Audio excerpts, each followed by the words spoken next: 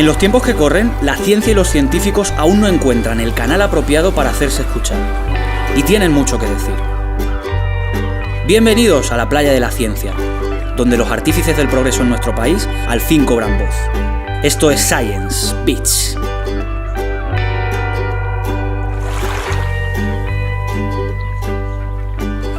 Lo que hay detrás y en el fondo, más allá de la piel misma, después de la realidad. Lo que está sin estar, presente y ausente, fuera y dentro al mismo tiempo, antes de la verdad. Son versos del poeta Alfonso Vallejo, que nos aseguraba que ciencia y arte son lo mismo. Tendrá su opinión sobre ello nuestro invitado de hoy, el joven artista Jesús Yáñez. Nacido en A Coruña, se graduó en Bellas Artes en la Universidad Complutense de Madrid, con matrícula de honor en el proyecto final y trabajo de fin de grado. Ha participado en eventos como los Encontros de Artistas Novos en Santiago de Compostela y certámenes en los cuales se ha reconocido su buen hacer. Ha sido becado en la segunda convocatoria de La Colmena, finalista en el Premio de Pintura de Ibercaja, en el Premio del Auditorio de Galicia y galardonado con el segundo Premio de Jóvenes Artistas de la Gaceta de Salamanca. Su vena artística confluye con una curiosidad innata por la ciencia. Un entorno familiar vinculado a la medicina y a la farmacia y sus incesantes inquietudes de enfant terrible le hacían mostrar una mayor predilección por los juegos científicos que por las consolas y los action man. Hoy hablamos con una de las promesas más talentosas del panorama nacional. Las artes plásticas también se bañan en la playa de la ciencia. Es un auténtico placer contar hoy con la presencia de Jesús Yáñez. Bienvenido. Muchísimas gracias por aceptar nuestra invitación y por abrirnos las puertas de su estudio.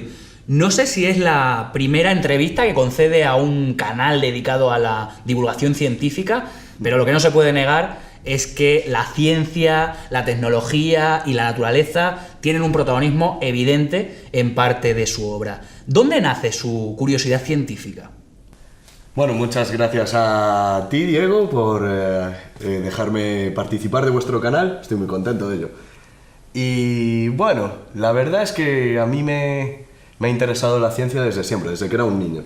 O sea, yo creo que es la curiosidad del niño, de ese niño que va a su pueblo a veranear y mientras está echando un partido de fútbol se pone a mirar las hormigas en el prado, lo que ha hecho que a medida que he ido creciendo, pues cada vez me haya empezado a gustar más la ciencia, ¿no?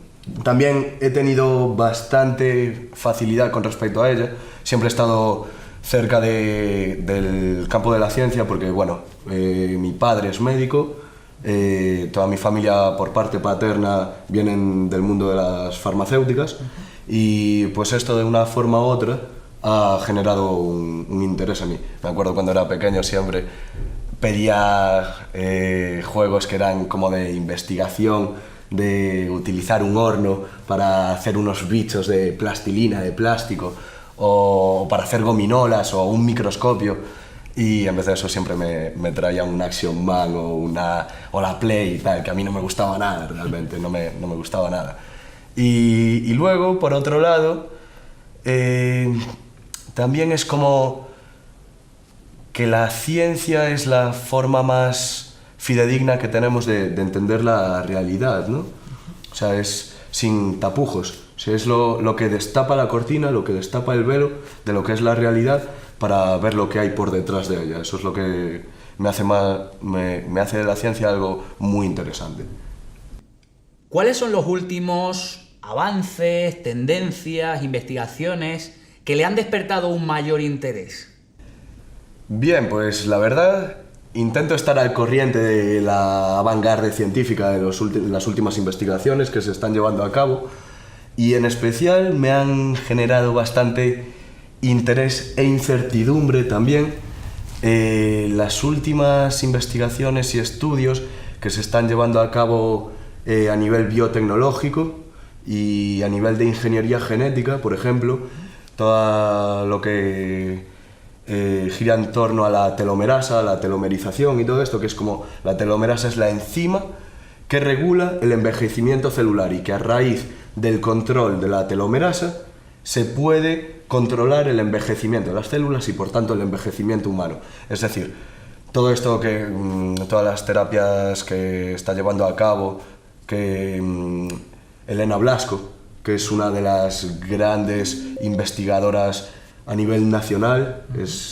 Yo creo, estoy muy orgulloso de tener una investigadora como ella en nuestro país, con todas las dificultades que puede tener ella, y que es como una de las pioneras del campo a nivel internacional también. Y pensar que mediante procesos científicos podemos llegar a algo que se le atribuye a los dioses, que es como jugar a ser Dios, que es llegar a la amortalidad, es algo que me parece como mínimo impresionante.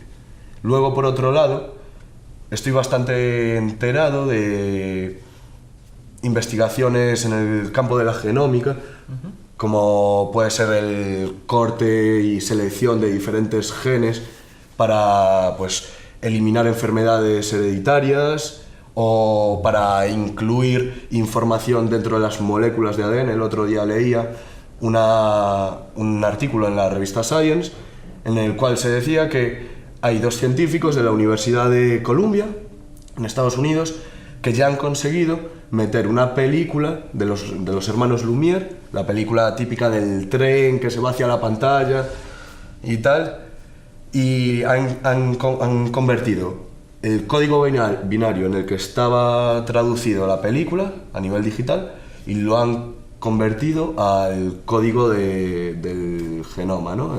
Timina, citosina, guanina, adenina, pues lo han transcrito de forma que también se pueda volver a transcribir otra vez al código binario. Me parece que es un avance tremendo el conseguir que nuestro propio organismo se convierta en almacenes de información.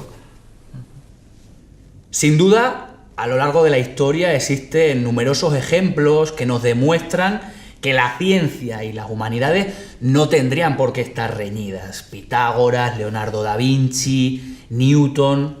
¿Cuál es la relación que guardan para usted la ciencia y las artes?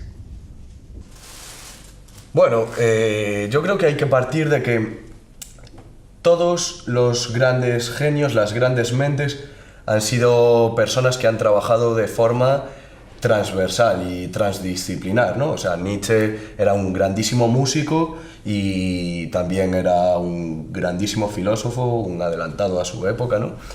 Y yo creo que hay un punto de confluencia, un punto de inflexión entre las diferentes ramas del saber y de la investigación, que es esa búsqueda de la verdad, de lo que está, por lo que decíamos antes, lo que está detrás de la cortina, del velo de la realidad, ¿no? Y un artista siempre tiene que enriquecerse y tiene que beber de algún tipo de fuente o de inspiración.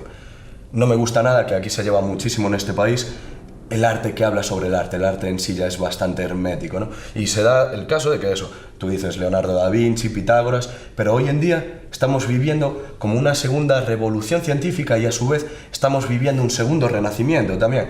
Hay yo tengo muchísimos referentes en el campo del arte, como pueden ser Eduardo Kac, Marta de Menezes, Olafur Eliasson. A nivel nacional está Simo Lizana o Íñigo Manglano Valle, que integran en su discurso artístico referencias constantes a la ciencia y a la tecnología, ¿no? Y aparte es que son 2 campos que requieren de muchísima creatividad.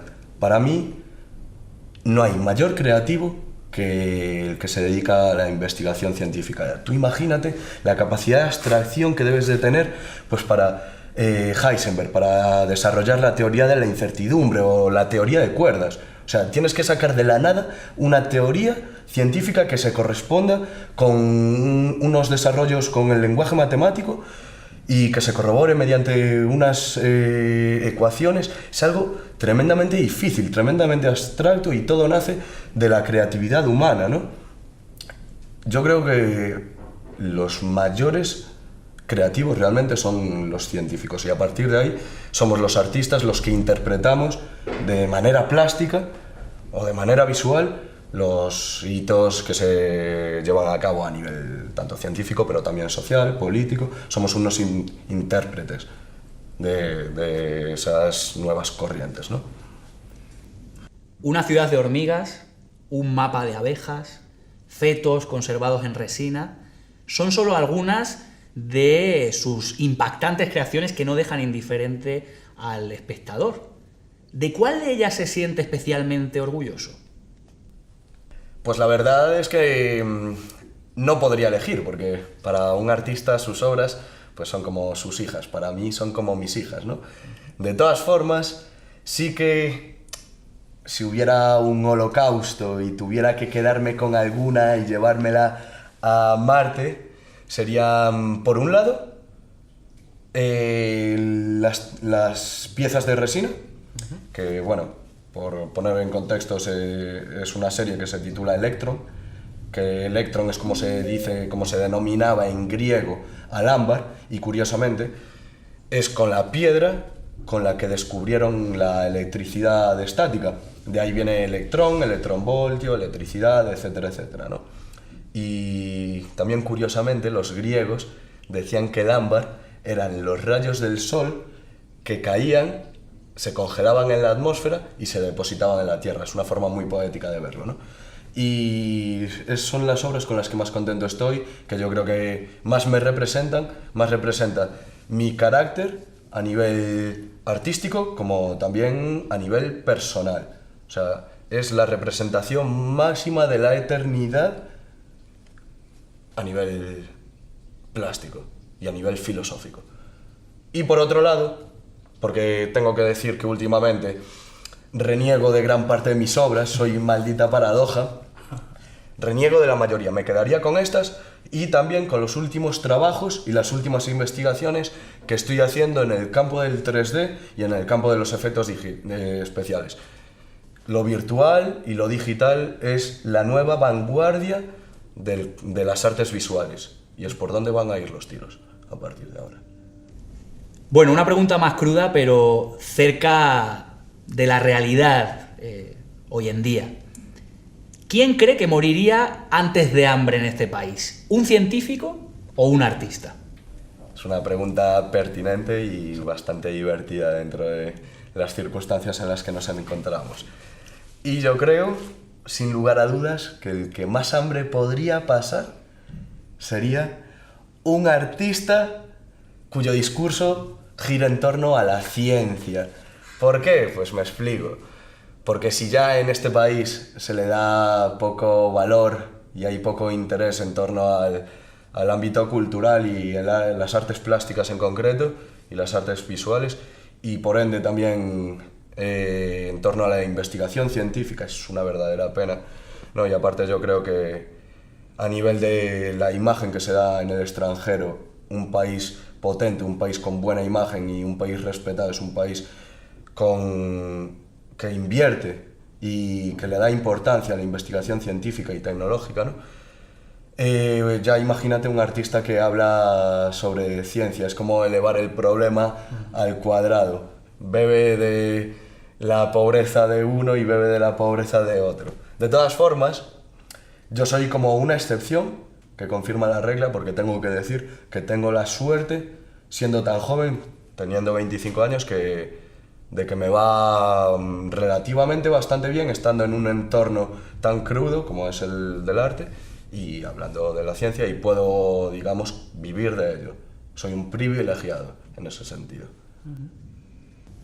Ahora mismo está usted afincado en la ciudad de Madrid. ¿Cuáles son los planes de futuro de Jesús Yáñez? ¿Tiene algún objetivo, alguna meta?